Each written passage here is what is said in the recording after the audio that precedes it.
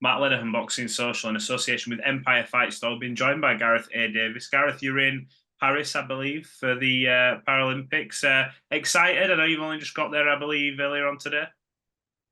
I am. I feel like I've done some miles already. I can tell you that.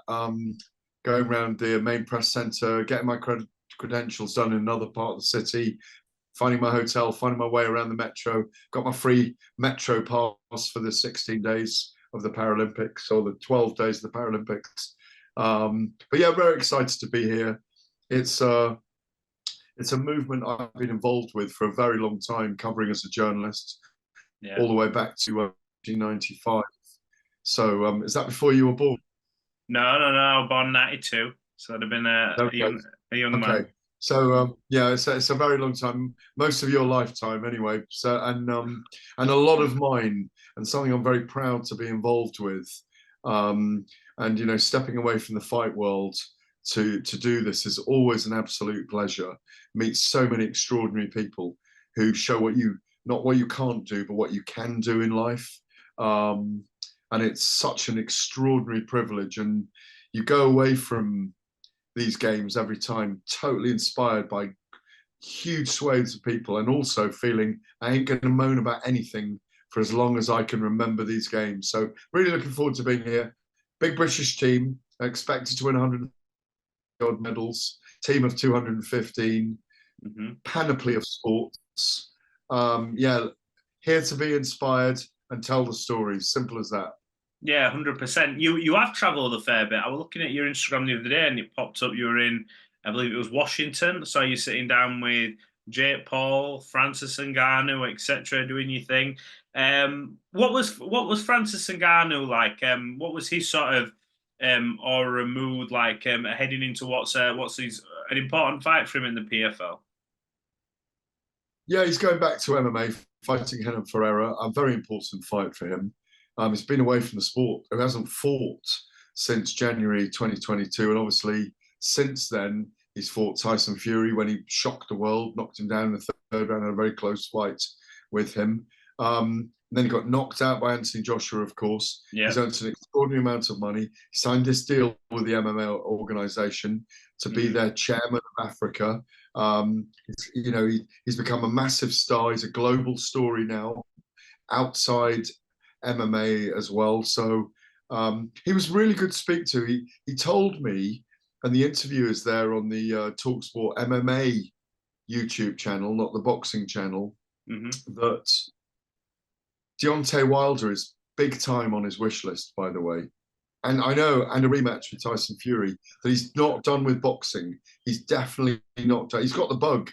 And I think being stopped by Anthony Joshua has annoyed him more than anything. And he really wants to get back in there. Yeah, he referenced a few times. I watched his podcast, I believe, with Stephen Bartlett, and he talked about the tricks that were played. And I think he mentioned it. He says, look, I don't know whether I'd have won or not, but, in terms of getting to the arena, this, that, and the other. So I think he wants to come back and maybe just show that there is a better version of himself, like the one we saw against Tyson Fury. And look, you can read into it as much as you like. Does a fight between him and Wilder interest you? I know Wilder was beaten now convincingly twice in a row, but do you look at that and think, yeah, if he is going to come back Wilder, that would be interesting. Yeah, I think it works. It piques the curiosity. Has Wilder got anything left? Can Francis Ngannou exploit that? Can Wilder get his heavy punches off against Ngannou? Who do you make a favourite in that right now? I don't know. That's the point. I know it's an interesting one, but he was adamant that he wanted a Wilder fight. He was adamant that he wanted a Fury rematch.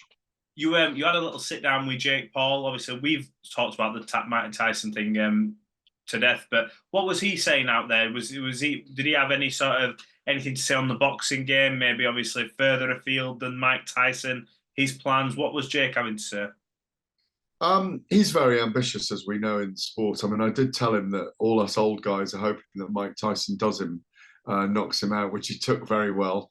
But as we know, Mike is 30 years older than him, and he's approaching 60s in his late 50s. So I think Mike's got a few 2 to 4 minutes in him in this fight.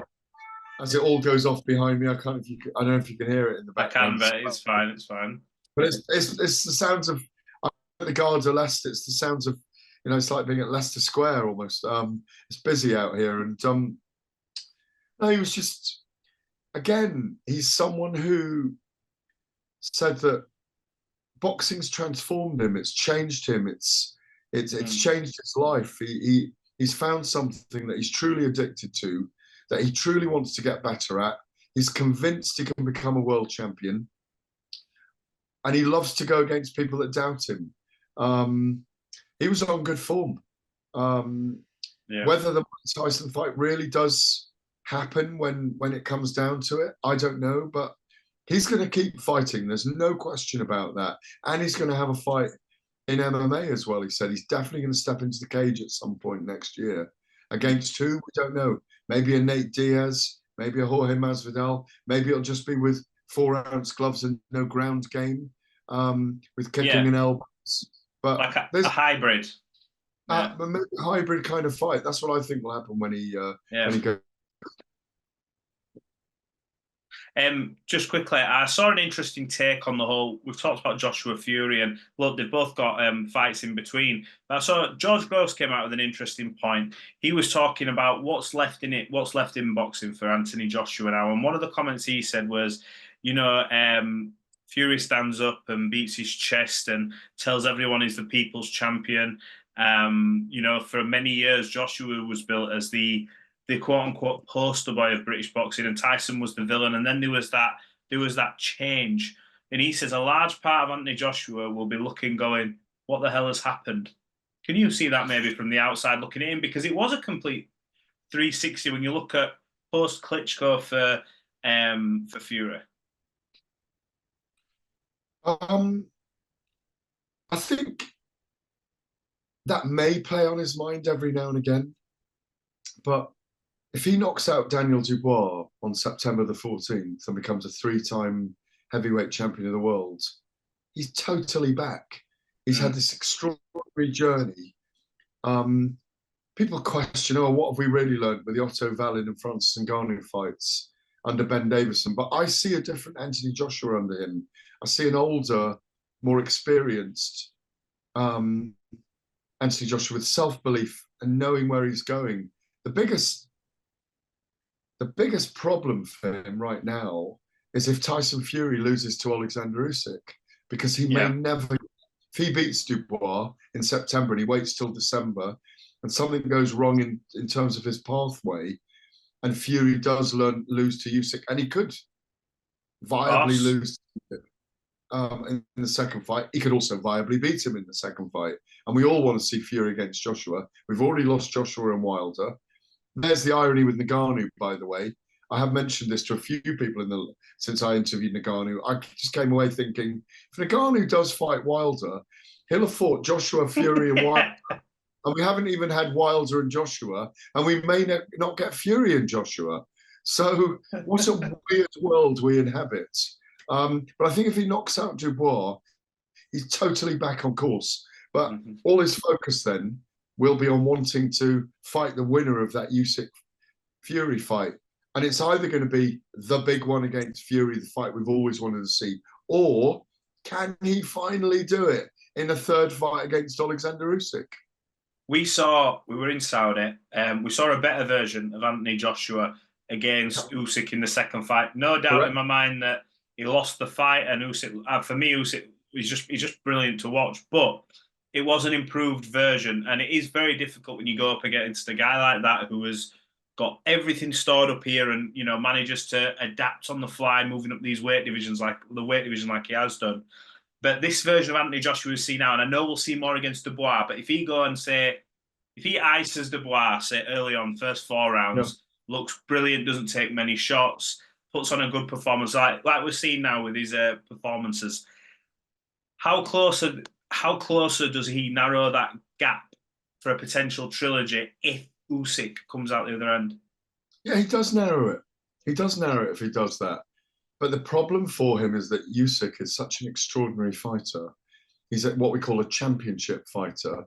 From rounds 8 to 12, he just knows how to do the business. It's in his body, it's in his soul, it's in his psychology, it's in his warrior DNA, it's in his fighting IQ. He's been there so many times. He works his way through a fight. 12 rounds is what he's best at. He's a guy who's going in there to do 36 minutes work, and he's going to move around. He's going to hit Joshua again with shots from angles he doesn't see coming. But he's got to do exactly what if he had a third fight with Usyk, exactly what Fury's got to do against Usyk, which is go in there, be the bigger man, put it on him, hurt him, and keep him under pressure and sustain it into those rounds 10, 11, 12. As you know, and I agree with you, 9 rounds in the second fight in Jeddah, he was one up in that fight in rounds, in my view. I saw it 5-4 to Joshua at the time. It was a very close fight. And then Usyk took it away from him. And that was when Joshua showed his complete frustration afterwards, at himself more than anything. Yeah. That's all that happened that night. He did, yeah. I remember. Yeah, I remember the backlash now all coming. The belts, the belts, dropping the belts. Him very emotional in the press conference. I liked seeing that. I liked seeing that in him myself. Yeah, it shows what it means. The presser, I think, more so the presser, because I think that was he showed what it obviously means to him, because obviously the sacrifice they put in, and people like to see that. Sort of. I suppose in that camp, one of the rumours coming out, not rumours, but one of the fights that sort of getting proposed, a guy who I feel at the minute he's not been frozen out, but he's not been talked about as much in Joseph Parker. Moses Itauma, I keep hearing that. Moses Itauma, Joseph Parker, and I'm looking going, yeah, it'd be interesting, but already? It's not a great fight to take if you're Joseph Parker, because everyone would kind of, if he beats Moses and old mans him, and properly old mans him, people would say, well, he should have anyway. But Moses is also dangerous. It's not a great fight for Joseph Parker. No win. Yeah. The only win is if they pay him an extraordinary amount of money to do it. That could be the carrot. But I've been mulling over that all day as well, that fight. And the problem for Moses is, if he did win that fight, there's no coming back. Oh my, no. He's got to go and beat the Mike Tyson record and do it, the world title, quicker than Mike Tyson I think it's by May 2025. But I'm not sure there are going to be any belts around for him by May 2025. That's the problem. But I just think it might have been, I may be wrong, but it might just be marketing of Moses Itauma, and it's not a bad thing. I could see him. He's capable of looking after himself at the moment. It seemingly looks like, against any of those heavyweights. But we haven't seen him in the trenches yet. We haven't seen him in a dogfight yet. This could be it. Yeah. Let's see. Last one from me. I've got to touch on it. It was extraordinary. I didn't really stay up for it because it was a little bit late for an exhibition, but I watched the highlights the morning after. Did you see Floyd Mayweather exhibition and the interchange of referee almost sacked one in the middle of round 2? It's Floyd Mayweather. What did you make of it? Yeah, I mean, if you're able to choose to change the referee in your own fight, you are definitely one of the most powerful men in boxing. But I thought the referee was wrong, by the way. He was. That's the point no one, I think, has picked up on really. It was a right hook. It wasn't punching to the back of the head. It was a genuine right hook, thrown from distance. And clearly Mayweather was very annoyed, and it made for real drama again. But obviously, look, it's 47 now, isn't he? 40. Yeah, 47. 47. Goodness. And he still looks in great shape. Gotti makes some decent shapes, and it was just drama, wasn't it? And if it hadn't been for the referee, it wouldn't have lived up to the billing, to be honest. Yeah, when you look at Floyd and you look at his shape, even though it's, I think, what was the weight, 160. I got into the sport watching Floyd, so I'm always going to have that sort of affinity towards him. And for me, by far, for me, the greatest of this era, or what was his era for me. I look and just think, if you did a camp and got into shape, could you still beat some of these contenders now? And I look at the glimpses in that fight, and I just think, although it's Gotti who's not a fight, not a boxer, I look and just think, I do wonder, but he's gone now, kind of thing. Remember 8 rounds against Logan Paul? I do, yeah, I do. Yeah. You have to put it in context. Of course his you do. age. Of course you do. He's just a brilliant. His shapes are extraordinary, and they're just practiced over time. And obviously, physically, he's amazing. Broad shoulders, great arms, tiny waist, the perfect triangle for a boxer. You know, when he covers up and does the shoulder roll, he really is defensively beautiful. He's like Jake Paul, like some of the others. He's a marketing genius. That's what he is. Is he? Who's the greatest in your eyes that you've seen of sort of the modern era? Is it him? Who do you sit at the top of your sort of? He is the most gifted boxer I've ever seen live. The most gifted boxer I've ever watched live. And I always remember that feeling of watching him live. You do not want to take your eyes off him for a second, especially in the early rounds, because his speed and his nerves about being caught and hit are just extraordinary. He just, when you've got a close round and Floyd Mayweather's boxing, you give it to Floyd Mayweather just because of that intelligence and movement and ring generalship, which is why he won all those close fights, the Oscar De La Hoya fights, the Zab Judah fights. No, that stopped. Even people like Castillo, who pushed him to the wire. Some people feel Castillo won that fight, but no, he is the most gifted I've seen live, all round in terms of boxing skills. And young Floyd, pretty boy Floyd, was a killer. And people forget that. You know, up until he was like late 20s, and then in his 30s, he was a different fighter. Yeah, he's an extraordinary talent. He's extraordinary. 100%. Look, Gareth, enjoy the Paralympics. I know it's a busy period for you, and it's something that you've obviously been to and keen on telling stories from that event. So we look forward to seeing what comes, and we'll catch up hopefully next week or when you've got some we'll do another Monday Club next week because loads of things will happen in boxing as well. Yeah, fingers crossed. Gareth, appreciate your time. Always a pleasure, lifesaver. Appreciate it, bud.